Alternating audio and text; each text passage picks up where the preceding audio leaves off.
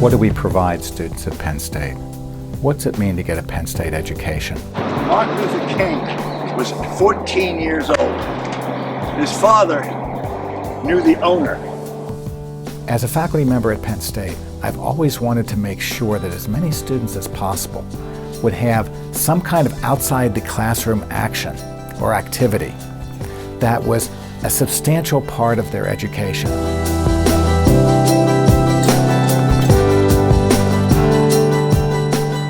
I'm really intrigued by the civil rights movement and the rhetoric behind it.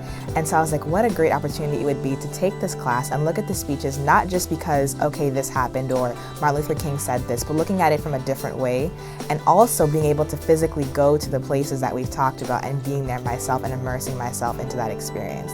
Taking it out of the classroom was beneficial because there's no textbook that can tell you how close Dexter Avenue Baptist Church was to the governor's mansion, how Dr. King could look out of his study and see the governor's mansion.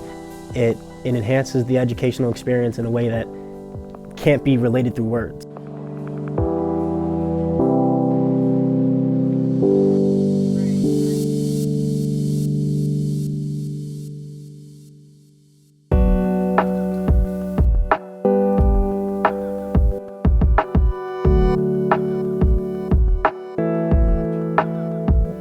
Standing right where it says, "I have a dream."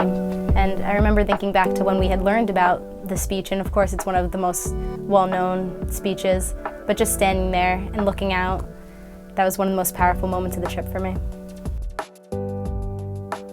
So standing outside of F.W. Woolworth's in downtown Greensboro was really special because, you know, you see so many pictures of it, and then to finally be standing there in front of something so historic, something so special, you know, it's almost tangible. You can almost sense certainly we can't expect to know like what it was like, but we really get a sense of what people were going through and just kind of being able to put yourself in someone else's shoes a little bit better.